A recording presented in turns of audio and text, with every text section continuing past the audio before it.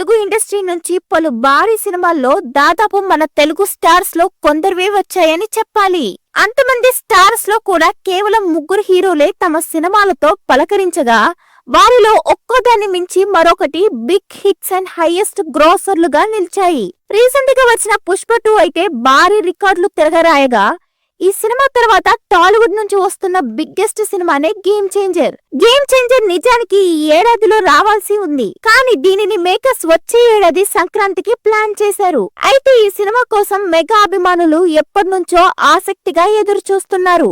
ఈ సినిమా శంకర్ కు కంబ్యాక్ అంటూ మేకర్స్ గట్టిగా కాన్ఫిడెంట్ గానే ఉన్నారు. ఈ సినిమా గ్రాండ్ ప్రమోషన్స్ లో భాగంగా మేకర్స్ ఇండియన్ సినిమా దగ్గర ఏ సినిమాకు లేని విధంగా ఏకంగా అమెరికాలో భారీ ఈవెంట్ ని చేసి సక్సెస్ అయ్యారు.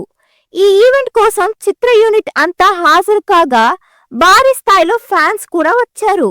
ఈ నేపథ్యంలో game changer first ever review ఇప్పుడు బయటికి వచ్చింది. కాగా ఈ సినిమా మొట్టమొదటి రివ్యూ ఇచ్చింది ఎవరో కాదు, లేటెస్ట్ పాన్ ఇండియన్ హిట్ మనకు అందించిన సుకుమార్. ఈ సినిమా గ్రాండ్ ఈవెంట్ కి USA లో హాజరైన ఆయన తను ఈ సినిమా చూసినట్టుగా తెలిపారు.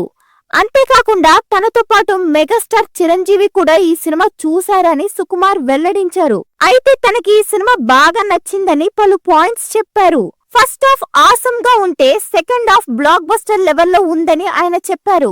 అంతేకాదు ఇంటర్వెల్ బ్యాంక్ కానీ క్లైమాక్స్ పోర్షన్లు కానీ అదిరిపోయేలా ఉన్నాయంటూ సుకుమార్ ఇచ్చిన క్రేజీ రివ్యూ ఇప్పుడు వైరల్ అయ్యింది.